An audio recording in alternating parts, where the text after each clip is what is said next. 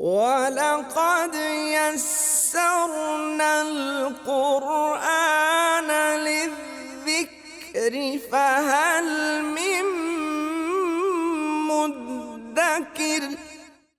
السلام علیکم ورحمۃ اللہ وبرکاتہ۔ الحمدللہ وکفیٰ وسلام علی عبادہ الذین اصطفیٰ۔ اشہد ان لا الہ الا اللہ وحدہ لا شریک لہ واشہد ان محمدا عبدہ ورسولہ صلی اللہ علیہ وآلہ وسلم۔ اللہم صلی علی محمد وعلی آل محمد کما صلیت علی ابراہیم وعلی آل ابراہیم انک حمید مجید۔ اللہم بارک علی محمد وعلی آل محمد کما بارکت علی ابراہیم وعلی آل ابراہیم انک حمید مجید۔ اما بعد فاعوذ باللہ السمیع العلیم من الشیطان الرجیم من ہمزہ ونفخہ ونفثہ۔ بسم اللہ الرحمن الرحیم۔ فاعلم انہ لا الہ الا اللہ واستغفر لذنبک وللمؤمنین والمؤمنات واللہ یعلم متقلبکم ومثواکم۔ پس جان لو یہ کہ کوئی معبود حقیقی نہیں، کوئی معبود نہیں سوائے اللہ کے، اور اپنے گناہوں کی بخشش مانگیے، استغفار کیجیے، لذنبک اپنے گناہوں کے لیے، وللمؤمنین اور اہل ایمان کے مومن مردوں کے گناہوں کے لیے، والمؤمنات اور مومن عورتوں کے گناہوں کے لیے۔ واللہ یعلم متقلبکم ومثواکم، اور اللہ جانتا ہے تمہاری نقل و حرکت کی جگہ، تمہارے آنے جانے کی جگہ، ومثواکم اور تمہارے ٹھہرنے کی جگہ۔ آیت نمبر 19 سورہ محمد، یہاں سے آج کے سبق کا آغاز اللہ کی توفیق سے ہو رہا ہے، اور سورہ محمد کا بنیادی موضوع جو ہے وہ آپ لوگوں کو معلوم ہے، وہ قتال ہے۔ اسی وجہ سے اس سورت کا دوسرا نام بھی قتال ہے، سورہ قتال۔ ایک بات جو پہلے بھی کئی دفعہ دہرائی گئی کہ جو منافقین ہیں جن کا مرض ان کے دلوں کے اندر چھپا ہوا ہوتا ہے، دو مواقع ایسے ہیں جس میں ان کا نفاق ظاہر ہو جاتا ہے، ایک خارجی سطح پر اور ایک داخلی سطح پر۔ خارجی سطح پر جب جہاد یا قتال کا اعلان ہو، اس وقت منافقوں کا نفاق جو ہے وہ ظاہر ہو جاتا ہے، اور داخلی سطح پر جب عدل کے قیام کی بات ہو تو اس وقت بھی منافقوں کے نفاق کا اظہار ہو جاتا ہے۔ لہذا نہ تو منافق جو ہیں وہ عدل کے قیام کو اپنے لیے فائدہ مند سمجھتے ہیں داخلی اعتبار سے، اور نہ ہی وہ جہاد یا قتال کو کھڑا کرنے اور اس کو قائم کرنے کو اپنے لیے فائدہ مند سمجھتے ہیں خارجی اعتبار سے۔ اور یہی اصل میں علاج بھی ہے۔ اگر نفاق کا داخلی طور پر علاج کرنا ہو تو عدل کا نظام رائج کر دیا جائے تو نفاق ختم ہو جاتا ہے، اور خارجی طور پر اگر جہاد قائم کر دیا جائے تو منافقین آہستہ آہستہ ختم ہوتے چلے جاتے ہیں۔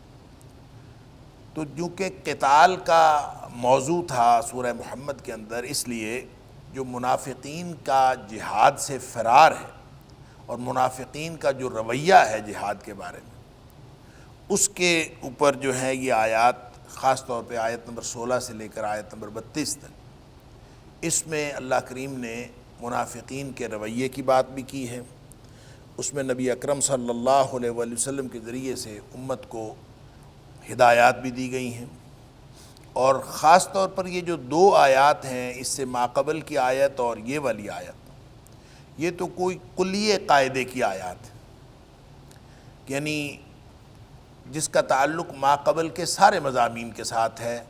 فا جو ہے ابتدا میں آیت نمبر 18 کی ابتدا میں بھی فا ہے، اور آیت نمبر 19 کی ابتدا میں بھی فا ہے، اور اس کو کہتے ہیں فائے فصیحہ۔ اور فائے فصیحہ کا مطلب یہ ہے کہ یہ جو ما قبل کے سارے مضامین ہیں ان کو کھول کے رکھ دیتی ہے کہ گویا اس کا تعلق ماقبل کے سارے مضامین کے ساتھ۔ تو ایسے ہی قیامت کی بات آئی کہ فقط جاء اشراطھا، کہ قیامت تو نہیں آئی، یہ لوگ قیامت کا انتظار کر رہے ہیں حالانکہ اس کی نشانیاں آ چکی۔ فَأَنَّىٰ لَهُمْ إِذَا جَاءَتْهُمْ ذِكْرَاهُمْ، جب قیامت ہی آ گئی تو پھر اس وقت نصیحت پکڑنے کا کیا فائدہ ہوگا؟ نصیحت پکڑنی ہے تو اب پکڑو جب قیامت کی نشانیاں آ چکی ہیں، قیامت ابھی نہیں آئی، اس سے پہلے پہلے نصیحت پکڑو۔ اب یہاں فرمایا فَعْلَمْ، پس جان لو۔ تو جان لینے کا مطلب یہ ہے، اب یہ خطاب تو نبی پاک صلی اللہ علیہ وسلم کو ہے، بس آپ جان لیجئے۔ کیا جان لیجئے؟ کہ اللہ کے علاوہ کوئی الہ نہیں ہے، اور اپنے گناہوں کی بخشش مغفرت مانگیے، اور اہل ایمان مردوں کے لیے بھی اور اہل ایمان عورتوں کے لیے بھی۔ اور یہ جو نبی پاک صلی اللہ علیہ وسلم کو خطاب ہے فَعْلَمْ، اس کا کیا مطلب؟ اس کے بارے میں 4 اقوال، کہ 4 اس کے مفاہیم ہو سکتے ہیں اور چاروں بیک وقت درست۔ مثلا اس کا ایک مفہوم یہ ہو سکتا ہے کہ خطاب تو نبی کریم صلی اللہ علیہ وسلم کو ہے بظاہر، لیکن حقیقت میں یہ امت کو خطاب ہے کہ آپ لوگ یہ جان لیں کہ اللہ کے علاوہ کوئی الہ نہیں ہے، اور اسی طرح جو استغفار کرنے کا بھی حکم ہے یہ امت کو ہے۔ پہلا مفہوم تو یہ ہے، اور دوسرا مفہوم یہ ہے کہ ثابت قدم رہو اور ڈٹے رہو۔ فَعْلَمْ، ثابت قدم رہو اور ڈٹے رہو، کیا مطلب ہے؟ تو معنی تو اس کا یہی ہے، جان لو۔ تو یہ بالکل اسی طرح ہے جیسے سورہ نساء کے اندر اللہ کریم نے فرمایا یا ایھا الذین آمنوا آمنوا، اور آمنوا باللہ ورسولہ، کہ اے ایمان والو ایمان لاؤ، یا ایھا الذین آمنوا ایمان لاؤ۔ تو اس کا مطلب یہ ہے کہ جو ایمان پہلے سے لا چکے ہیں وہ اپنے ایمان کے اندر ثابت قدم رہیں اور اپنے ایمان کو مزید بڑھائیں اور ایمان کو ضائع نہ ہونے دیں۔ تو دوسرا مفہوم یہ ہو سکتا ہے، اور تیسرا مفہوم یہ بھی ہو سکتا ہے کہ علم کے بھی مراتب ہیں، علم کے مراتب ہیں، یعنی سب سے پہلے جو علم ہے وہ معرفت کا سبب بنتا ہے۔ انسان جب علم حاصل کرتا ہے، کوئی بھی چیز انسان کو معلوم ہوتی ہے تو وہ اس کو کہتے ہیں معرفت، کے اس سے پہلے انسان جانتا نہیں ہے، جب علم آ جاتا ہے تو انسان جاننا شروع کر دیتا ہے۔ پھر اس کے بعد علم جو ہے وہی یقین بنتا ہے۔ تو جب یہ یقین بنتا ہے، پھر یقین کے بھی کئی درجے ہیں، اور یقین کے درجوں میں بھی پھر علم الیقین ہے، عین الیقین ہے، پھر حق الیقین ہے، یہ مختلف مراتب ہیں۔ تو فَعْلَمْ جب کہا گیا تو اس کا مطلب یہ ہے کہ اگر آپ معرفت کی سٹیج پہ ہیں تو پھر یقین کی سٹیج پہ آ جائیں، اگر آپ یقین کی سٹیج پہ ہیں تو پھر اپنے یقین کو بہتر بنائیں، حق الیقین کی سٹیج پہ آئیں۔ تو یہ گویا ہر وقت اس بات کا امکان رہتا ہے کہ آپ اپنے آپ کو بہتر سے بہتر کریں، گویا علم کے اگلے مراتب پر چلیں۔ دیکھیں نبی پاک صلی اللہ علیہ وسلم کو بھی اللہ تعالیٰ نے دعا سکھائی، قُلْ رَبِّ زِدْنِی عِلْمًا، اللہ میرے علم کے اندر اضافہ فرما دے۔ گویا نبی اکرم صلی اللہ علیہ وسلم جو نبی ہوتا ہے، سبحان اللہ، وہ تو سب سے زیادہ جاننے والا ہوتا ہے۔ بخاری شریف کی حدیث ہے، نبی پاک صلی اللہ علیہ وسلم فرمایا اِنَّ أَتْقَاكُمْ وَأَعْلَمَكُمْ بِاللَّهِ أَنَا، تم سب میں سے جو سب سے زیادہ پرہیزگار اور سب سے زیادہ اللہ کو جاننے والا وہ میں ہوں، انا، نبی پاک صلی اللہ علیہ وسلم۔ وہ ہوتا بھی یہی ہے، جو نبی ہوتا ہے وہ علم تشریعی کا ماہر ہوتا ہے، اور وہ سارے علوم جو ہیں، جو علوم تشریعی ہیں، اس کا جو سب سے زیادہ جاننے والا ہے وہ نبی ہی ہوتا ہے۔ یہی وہ بات تھی جو حضرت موسیٰ علیہ السلام سے جب کسی نے پوچھا تھا کہ روئے زمین پر کوئی آپ سے بڑا عالم ہے، تو انہوں نے کہہ دیا تھا کہ نہیں، میرے سے بڑا کوئی عالم نہیں۔ اللہ اکبر! اور وہ اسی بنیاد پر کہا تھا جیسے نبی پاک صلی اللہ علیہ وسلم نے فرمایا اِنَّ أَتْقَاكُمْ وَأَعْلَمَكُمْ بِاللَّهِ أَنَا، کہ تم سب میں سے زیادہ تقوی والا اور سب سے زیادہ اللہ کو جاننے والا میں ہوں۔ اللہ اکبر! اور اسی بنیاد پر حضرت موسیٰ علیہ السلام نے کہہ دیا تھا، لیکن اللہ تعالیٰ نے حضرت موسیٰ علیہ السلام کو ایک اور علم کی ڈائمنشن دکھائی، جس کا ذکر سورہ کہف کے اندر ہے۔ حضرت خضر سے ملاقات ہوئی، اور پھر وہ علم کی ایک ایسی ڈائمنشن تھی جو حضرت موسیٰ علیہ السلام کے خواب و خیال میں بھی نہیں تھی، لیکن اس کا تعلق علم تشریعی کے ساتھ نہیں تھا، اس کا تعلق علم تکوینی کے ساتھ تھا۔ اللہ تعالیٰ کے مختلف جو نظام چل رہا ہے کائنات کا، اس کے ساتھ اس کا تعلق تھا۔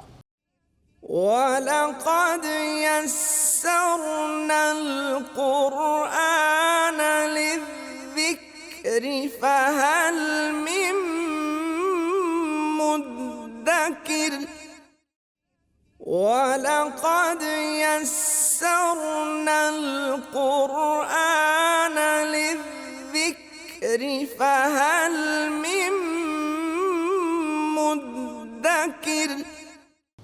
لیکن جہاں تک شریعت کے امور کی اور علوم کی بات ہے، اس میں تو نبی پاک صلی اللہ علیہ وسلم سب سے زیادہ تقوی والے ہیں، سب سے زیادہ علم والے ہیں، یہ بات درست ہے۔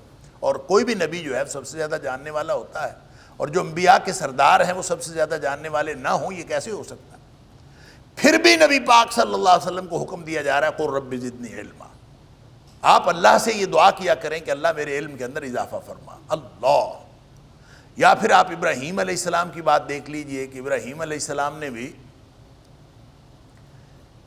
جب اللہ تعالیٰ سے کہا تھا کہ رب ارنی کیف تحیی الموتیٰ، اللہ تو مجھے دکھا تو مردوں کو زندہ کیسے کرے گا، تو اللہ تعالیٰ نے پوچھا تھا کہ ایمان نہیں رکھتا؟ انہوں نے کہا تھا ایمان تو میں رکھتا ہوں، وَلَٰكِن لِيَطْمَئِنَّ قَلْبِي، میں اپنے اطمینان قلب کے لیے پوچھ رہا ہوں۔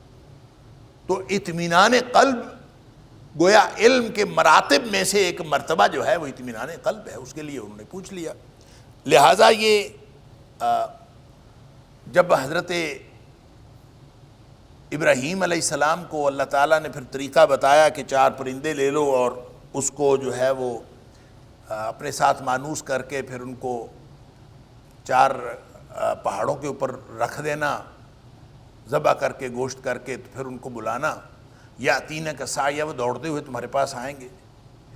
وَاعْلَمْ أَنَّ اللَّهَ عَزِيزٌ حَكِيمٌ، وَاعْلَمْ، پس تم پھر جان لینا، گویا وہ جو اطمینان قلب ہے اس کو بھی جان لینا ہی کہا ہے، تو اطمینان قلب بھی علم کا ہی ایک مرتبہ ہے۔ وَاعْلَمْ أَنَّ اللَّهَ عَزِيزٌ حَكِيمٌ، کہ پھر جان لینا کہ اللہ تعالیٰ جو ہے وہ عزیز الحکیم ہے، غلبے والا ہے اور حکمتوں والا ہے۔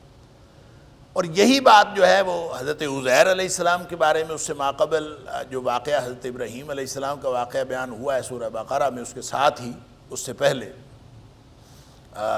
جو حضرت عزیر علیہ السلام کا واقعہ اللہ کریم نے وہاں تفصیل فرمائی، بیان فرمائی، اس کا بھی مطلب یہی، حضرت عزیر علیہ السلام کا نام نہیں لیا۔ مفسرین کا خیال ہے کہ حضرت عزیر علیہ السلام تھے، اور وہ ہم پڑھ چکے ہیں کہ یروشلم کی بستی کو تباہ و برباد دیکھا تھا، کھنڈرات دیکھے تھے، تو بس زبان سے یہ نکلا تھا اَنَّا یُحْیِی هَٰذِهِ اللَّهُ بَعْدَ مَوْتِهَا، یہ جو بستی کھنڈر بنی پڑی ہے اس کو اللہ کیسے زندہ کرے؟ تو اللہ تعالیٰ نے پھر 100 سال کے لیے موت دے دی۔ جب پھر 100 سال کے بعد جو ہے وہ آنکھ کھلی، پھر دیکھا، اور جو جاگنے والا ہے اس کو تو نہیں پتہ ہوتا میں کتنی دیر سویا ہوں، وہ تو ادھر ادھر کے حساب کتاب لگا کے پھر وقت کا، آج کل ہم گھڑی دیکھ کے اندازہ کرتے ہیں کہ ہم کتنی دیر سوئے ہیں، تو انہوں نے بھی ادھر ادھر کے حالات دیکھ کر ہی اندازہ کرنا تھا کہ میں کتنی دیر سویا ہوں۔ تو پوچھا کتنی دیر سویا؟ ان کے ایک دن، یعنی ایک دن یا دن کا کچھ حصہ سوئے تھے، تو دن کا پہلا پہر تھا، اور جب اٹھے تو آخری پہر تھا، تو انہوں نے کہا لگتا ہے دن کا کچھ حصہ سویا ہوں۔ فرمایا نہیں، تو 100 سال سویا، اور 100 سال بعد جو اثرات اس کے ہونے چاہیے تھے 100 سال کے، وہ گدھے پر تو ہوئے لیکن کھانے پر نہیں ہوئے۔ یہ اللہ کی قدرت ہے۔ کھانا جو ہے وہ بالکل تازہ بتازہ ویسے ہی پڑا ہوا تھا، لم یتسنہ، اور جو گدھا تھا اس کی ہڈیاں بھی ادھر ادھر بکھر گئی تھیں، وہ مر کے کھپ کے ختم، ادھر ادھر ہڈیاں ہو گئیں۔ اللہ اکبر۔ پھر اللہ تعالیٰ نے ان کے سامنے سارا کچھ دکھایا، ہڈیوں کو حکم دیا، وہ آ کے جڑیں، ان کا ایک ڈھانچہ بنا، ڈھانچے کے اوپر گوشت چڑھا، گدھا زندہ ہو گیا۔ اللہ! فلما تبین لہ، اللہ فرماتا ہے فلما تبین لہ، جب ان کے لیے یہ ساری بات واضح ہوئی، سامنے انہوں نے دیکھا، تو انہوں نے کہا اعلم ان اللہ علی کل شیء قدیر۔ حالانکہ وہ جانتے پہلے بھی تھے کہ اللہ تعالیٰ ہر چیز پر قدرت رکھنے والا ہے، لیکن جب یہ علم کا مرتبہ حاصل ہوا کہ انہوں نے دیکھ لیا، فلما تبین لہ، ان کے سامنے واضح ہو گیا، تو اس کے بعد انہوں نے کہا کہ اللہ تعالیٰ ہر چیز کے اوپر ہر طرح کی قدرت رکھنے والا ہے، اب میں جان گیا ہوں۔ تو گویا یہ بھی علم کا ایک مرتبہ ہے۔ تو علم کے ہی مختلف مراتب ہوتے ہیں، تو جب فعلم کہا گیا ہے تو آپ جس بھی علمی مرتبے کے اوپر ہوں آپ اس سے آگے جائیں، اور اگر آپ اگلے مرتبے پہ ہیں تو اس سے آگے جائیں، اس مرتبے پہ ہیں تو اس سے آگے جائیں۔ تو یہ حکم جو ہے یہ نبی پاک صلی اللہ علیہ وسلم کو ہو اور ان کے ذریعے سے ساری امت کو ہو، تو یہ گویا علمی مراتب کے حوالے سے ہے، جیسے نبی پاک صلی اللہ علیہ وسلم کو حکم ہے قل رب زدنی علما۔ اور ایک آخری اور چوتھا اور آخری معنی جو ہے وہ اعلم بمعنی اذکر ہے، یعنی یاد کرو۔ فعلم جان لو، کیا مطلب؟ یاد کرو کہ ایک حقیقت تمہیں معلوم ہے، تم جانتے ہو، لیکن اس کو یاد کرو اور یاد رکھو ہر موقع پر اور ہر مرحلہ زندگی پر۔ ہر شخص کو یہ یاد رہنا چاہیے کہ اللہ تعالیٰ کی ایک ذات ہے اور اس کے علاوہ کوئی معبود حقیقی نہیں ہے، اور دکھوں کا مداوع کرنے والی ذات وہی ہے، خوف اور امیدیں صرف اس سے وابستہ کی جا سکتی ہیں۔ یہ ہر موقع پر یاد رکھو، فعلم بمعنی اذکر۔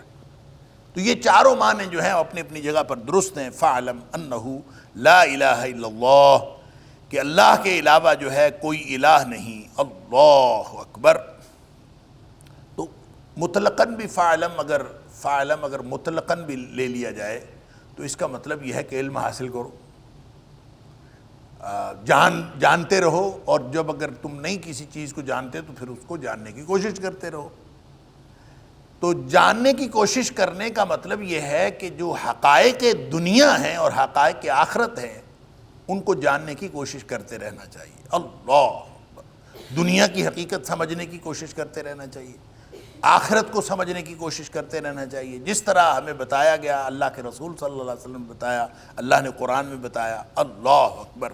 اور اپنے ارد گرد کی دنیا کو، جیسے سورہ حدید کے اندر فرمایا اعلموا، یاد رکھو، انما الحیات الدنیا لعب و لہو، یہ دنیا کی زندگی یہ ہے، دنیا لعب و لہو، یہ جو ہے دنیا کی زندگی یہ کھیل اور تماشا، کھیل اور دل لگی ہے، کچھ بھی نہیں ہے۔ اور آپ اگر جتنا زیادہ غور کرتے جائیں گے، یہ پتہ کیسے چلے گا؟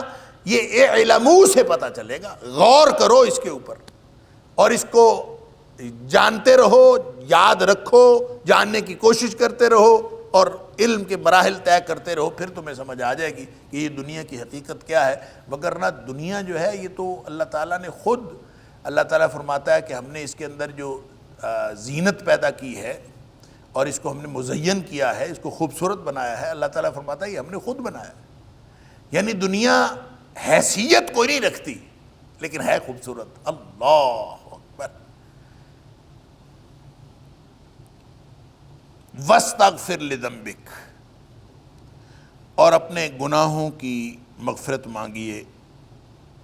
اگر یہ حکم صرف نبی پاک صلی اللہ علیہ وسلم کو ہو تو نبی کریم صلی اللہ علیہ وسلم استغفار کرتے تھے، سارے انبیاء استغفار کرتے رہے، اور نبی پاک صلی اللہ علیہ وسلم نے فرمایا کہ میں استغفار کرتا ہوں، واللہ انی لاستغفر اللہ، میں اللہ سے استغفار کرتا ہوں، واتوب الیہ، اور اللہ سے توبہ مانگتا ہوں، اللہ کی طرف میں توبہ کرتا ہوں، فی الیوم اکثر من 70 مرہ، ایک دن میں 70 سے زیادہ دفعہ میں اللہ سے مغفرت مانگتا ہوں۔ اور نبی پاک صلی اللہ علیہ وسلم اگر ایک دن میں 70 سے زیادہ مغفرت مانگتے ہیں، اور ایک روایت میں آتا ہے 100 مرہ، 100 دفعہ نبی پاک صلی اللہ علیہ وسلم، اور 70 سے زیادہ، 170 سے زیادہ ہی ہوتا ہے۔ اگر نبی پاک صلی اللہ علیہ وسلم ایک دن میں 100 مرتبہ استغفار کرتے ہیں، اپنے گناہوں کی مغفرت مانگتے ہیں، جبکہ نبی پاک صلی اللہ علیہ وسلم جو ہیں وہ معصوم عن الخطا تھے، تو وہ اگر گناہوں کی مغفرت مانگتے ہیں تو اصل میں انہوں نے امت کے لیے یہ اسوہ بتایا ہے. ہمیں تو پھر 100 سے کئی دفعہ زیادہ جو ہے وہ استغفار کرنا چاہیے. تو کم از کم جتنا نبی کریم صلی اللہ علیہ وسلم کرتے تھے اتنا تو کریں. وَاسْتَغْفِرْ لِذَنبِكَ. اور صرف اپنی گناہوں کی بخشش نہیں مانگنی، ساتھ حکم دیا ہے وَلِلْمُؤْمِنِينَ وَالْمُؤْمِنَاتِ. اللہ اکبر. اہل ایمان مرد اور اہل ایمان عورتیں، ان کے لیے بھی مغفرت کی دعا کرنی. اللہ اکبر. بڑی خوبصورت بات مفسرین نے یہاں پہ ایک لکھی ہے، سبحان اللہ. وہ کہتے ہیں کہ اللہ نے جب خود حکم دیا ہے کہ مومن مردوں اور مومن عورتوں کے لیے استغفار کیا کرو، اس کا مطلب یہ ہے کہ اللہ سارے مومن مردوں اور ساری مومن عورتوں کو بخشنا چاہتا ہے. اللہ سب کو بخشنا چاہتا ہے، اس لیے فرمایا کہ سب کے لیے دعا کیا کرو. اگر اللہ تعالیٰ نے یہ حکم دے دیا ہے اور اس پر پھر یہ حکم سارے نبیوں کو بھی ہے اور فرشتے بھی استغفار کرتے ہیں، قرآن میں آیا، تو فرشتوں کو بھی لگایا ہے کہ مومنوں کے لیے استغفار کرو، اور انبیاء بھی استغفار کرتے ہیں اہل ایمان کے لیے. دیکھیں حضرت نوح علیہ السلام نے رب اغفر لی ولوالدی ولمن دخل بیتی مؤمنا وللمؤمنین والمؤمنات. اللہ مجھے بخش دے، میرے والدین کو بخش دے، اور ہر اس مومن کو بخش دے جو میرے گھر میں داخل ہو جائے، اور اس کے علاوہ بھی جتنے مومن مرد اور عورتیں ہیں سب کو بخش دے. اللہ. وَلَقَدْ يَسَّرْنَا الْقُرْآنَ لِلذِّكْرِ فَهَلْ مِن مُّدَّكِرٍ. وَلَقَدْ يَسَّرْنَا الْقُرْآنَ لِلذِّكْرِ فَهَلْ مِن مُّدَّكِرٍ. ابراہیم علیہ السلام کی دعا بھی قرآن میں ہے، ربنا اغفر لی ولوالدی وللمؤمنین یوم یقوم الحساب. یہ بھی اہل ایمان کے لیے دعا ہے. تو اگر سارے انبیاء اہل ایمان کے لیے دعا کرتے رہے اور قرآن کا حصہ بن گئی، اور پھر حکم ہے سب کو کہ اہل ایمان کے لیے دعا کرنی ہے، تو یہ اس کا مطلب یہ ہے کہ اللہ تعالیٰ سارے ہی اہل ایمان کو بخشنا چاہتا ہے. سبحان اللہ.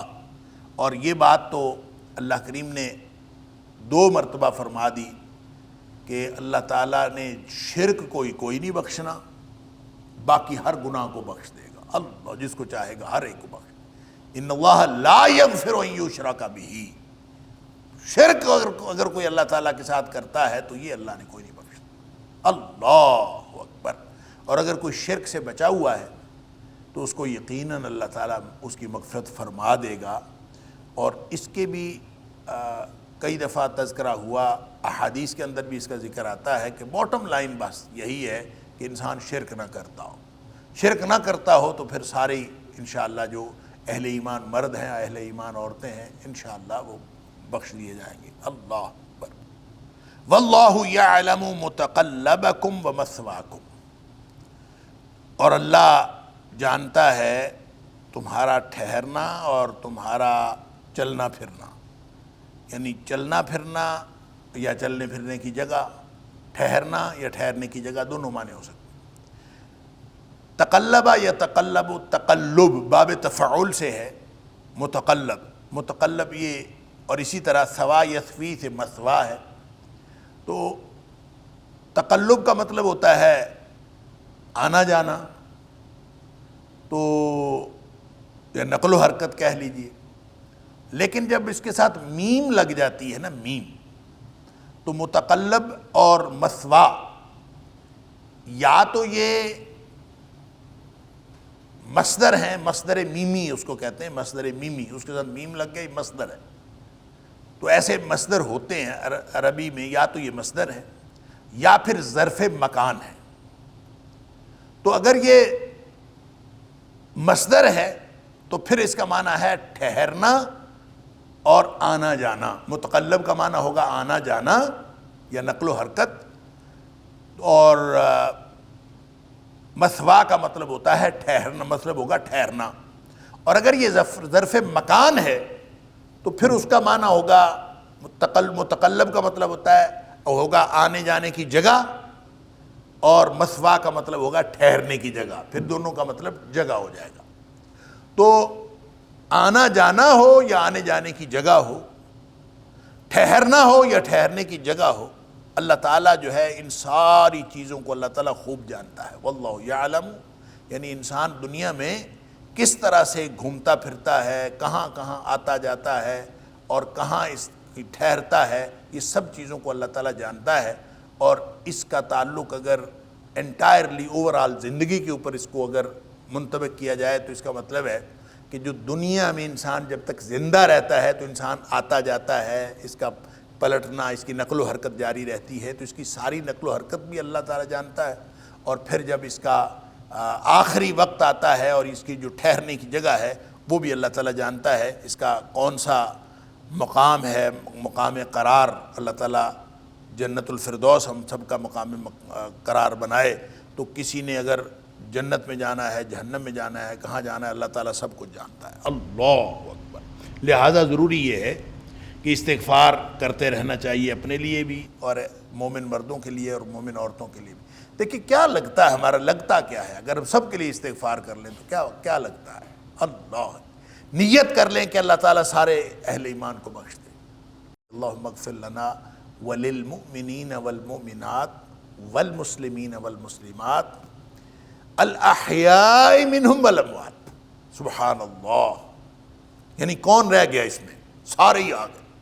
اللہ تو ہمیں بخش دے، اللہم اغفر لنا، اللہ تو ہمیں بخش دے، وللمؤمنین والمؤمنات، سارے مومن مردوں کو بخش دے، سارے مومن عورتوں کو بخش دے، سارے مسلمان مردوں کو بخش دے، سارے مسلمان عورتوں کو بخش دے، اور سارے جو زندہ ہیں ان کو بھی بخش دے، جو فوت ہو چکے ہیں ان کو بھی بخش دے۔ کوئی رہ گیا پیچھے؟ اللہ اکبر۔ تو کتنے کے لوگ فوت ہو گئے ہوں گے اب تک جب سے دنیا بنی ہے؟ ہزاروں ہوں گے، لاکھوں ہوں گے، کروڑوں ہوں گے؟ نہیں، اربوں ہوں گے۔ یعنی اس وقت بھی جو مسلمانوں کی تعداد ہے پوری دنیا میں وہ اربوں سے ہے، اربوں میں ہے، سینکڑوں کروڑوں میں نہیں ہے۔ تو جو موجود ہیں وہ بھی اربوں میں ہیں، جو فوت ہو گئے ہیں وہ بھی اربوں میں ہیں، ہو سکتا ہے اربوں میں ہوں، واللہ اعلم۔ جب ہم ایک دفعہ دعا کرتے ہیں تو گویا سب کے لیے دعا ہوگی۔ اللہم اغفر لنا للمؤمنین والمؤمنات، اللہم اغفر لنا وللمؤمنین والمؤمنات وجمیع المؤمنین والمؤمنات، سارے مومن مردوں، سارے مومن عورتوں، سارے مومن مسلمان، سارے مسلمان مرد، سارے مسلمان عورتیں، الاحیاء منہم والاموات، چاہے وہ زندہ ہیں اور چاہے وہ فوت ہو گئے، یا اللہ سب کے اوپر سب کی مغفرت فرما دے۔ تو 3 دفعہ اگر پڑھ لیا کریں فجر کے بعد اور 3 دفعہ یہ دعا پڑھ لیا کریں مغرب کے بعد، اللہ پر تھوڑا سا سوچ کے پڑھ لیا کریں تو کتنا اجر ملے گا۔ آپ نے ساری دنیا کے لیے دعا کر لی، دنیا کے تمام مسلمانوں کے لیے دعا کر لی، جو فوت ہو گئے ہیں ان کے لیے بھی دعا کر لی، جو موجود ہیں ان کے لیے بھی دعا مغفرت کر لی۔ اور نبی کریم صلی اللہ علیہ وآلہ وسلم نے فرمایا کہ جب انسان کسی کے لیے دعا کرتا ہے نا تو اللہ تعالیٰ ایک فرشتہ مقرر کر دیتا ہے، اور وہ فرشتہ اس دعا کرنے والے کے لیے دعا کرتا ہے۔ سبحان اللہ۔ آپ دعا کر رہے ہیں کہ اللہ سارے مسلمان مردوں، سارے مسلمان مردوں، سارے مسلمان عورتوں، سارے مومن مردوں، سارے مومن عورتوں کو، اور جو زندہ ہے جو مردہ ہے سب کو بخش دے۔ آپ دعا کر رہے ہیں تو یقیناً ایک فرشتہ جو ہے وہ آپ کے لیے دعا کر رہا ہوگا، اور وہ اتنی دفعہ تو دعا کرے گا نا جتنے لوگوں کے لیے آپ نے دعا کی ہے۔ آپ تو کسی ایک کے لیے دعا کریں تو فرشتہ آپ کے لیے دعا کرتا ہے۔ تو یہ ایک نہیں ہے، یہ اربوں خربوں ہیں، ان کے لیے دعا کریں گے تو وہ اربوں خربوں دفعہ دعا جو ہے وہ آپ کی طرف لوٹ کر آ جائے گی۔ اللہ اکبر، کس قدر اہم حکم ہے، وَاسْتَغْفِرْ لِذَنْبِكَ وَلِلْمُؤْمِنِينَ وَالْمُؤْمِنَاتِ۔ اللہ اکبر، توحید پر قائم رہنا ہے۔ فَاعْلَمْ أَنَّهُ لَا إِلَهَ إِلَّا اللَّهُ، اس کا معنی ہے توحید پر قائم رہنا ہے، شرک نہ ہو۔ اور وہ جو میں پہلے بھی عرض کر چکا ہوں، باٹم لائن یہی ہے کہ شرک نہ کیا ہو، پھر انشاءاللہ مغفرت ہو جائے۔ یہ جو اللہ کریم نے سورہ نساء کے اندر 2 دفعہ فرمایا کہ اللہ تعالیٰ شرک نہیں معاف کرے گا، ہر چیز معاف کر دے گا۔ اسی طرح نبی پاک صلی اللہ علیہ وآلہ وسلم کی حدیث کے اندر بھی آتا ہے کہ جس شخص نے شرک نہیں کیا نا، جیسے حضرت معاذ بن جبل رضی اللہ تعالیٰ عنہ والی حدیث ہے کہ انہوں نے نبی پاک صلی اللہ علیہ وسلم نے حضرت معاذ سے پوچھا تھا کہ تمہیں پتہ ہے اللہ کا حق بندوں پر کیا ہے اور بندوں کا حق اللہ پر کیا ہے؟ ما حق العباد ما حق اللہ علی العباد وما حق العباد علی اللہ۔ تمہیں پتہ ہے اللہ کا بندوں پر کیا حق ہے اور بندوں کا اللہ پر کیا حق ہے؟ تو حضرت معاذ رضی اللہ تعالیٰ عنہ نے عرض کیا تھا اللہ و رسولہ اعلم، یا اللہ کو معلوم ہے یا اللہ کے رسول صلی اللہ علیہ وسلم کو معلوم ہے، مجھے تو معلوم نہیں۔ اس پر پھر نبی پاک صلی اللہ علیہ وسلم فرمایا تھا حق اللہ علی العباد ان یعبدوہ ولا یشرکوا بہ شیئا۔ اللہ کا حق بندوں پر یہ ہے کہ بندے صرف اللہ کی بندگی کریں اور اس کے ساتھ کسی کو شریک نہ ٹھہرائیں۔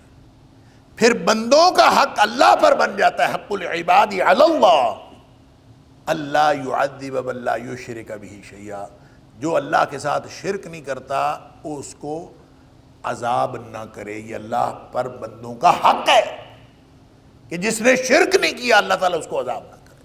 اللہ، اور وہ ترمذی شریف کی وہ حدیث قدسی کئی دفعہ میں نے عرض کیا ہے کہ جس میں اللہ تعالیٰ فرماتا ہے کہ اے میرے بندے تو اگر گناہ لے کے آئے نا، اللہ لو اتیتنی بقراب الارض خطایا، اگر تو آئے اور تیرے گناہ اتنے ہوں کہ تیری زمین بھری ہوئی ہو تیرے گناہوں سے، لو اتیتنی بقراب الارض خطایا، تیرے گناہ اتنے ہوں کہ ساری زمین تیرے گناہوں سے بھری ہوئی ہو، اللہ، لیکن تو آئے اس حال میں اللہ اکبر لا تشرک بہ شیئا، کہ تو نے میرے ساتھ شرک نہ کیا ہو۔ فرمایا اللہ تعالیٰ فرماتا ہے میں سارے گناہ بخش دوں گا ولا ابالی، اور مجھے کوئی پرواہ نہیں ہے، سارے گناہ میں اس کی بخشش کر دوں گا۔ تو یہ باٹم لائن جو ہے وہ یہی ہے کہ انسان توحید پہ ہو، شرک پہ نہ ہو، تو شرک نہ کیا ہو تو انشاءاللہ اللہ تعالیٰ مغفرت فرما دے گا۔ اور پھر اللہ تعالیٰ جانتا ہے تمہارا آنا جانا، تمہاری نقل و حرکت اور تمہاری نقل و حرکت کی جگہ اور تمہارا ٹھہرنا اور تمہارے ٹھہرنے کی جگہ۔ إن هذا القرآن يهدي للتي هي أقوم ويبشر المؤمنين الذين يعملون الصالحات أن لهم أجرا كبيرا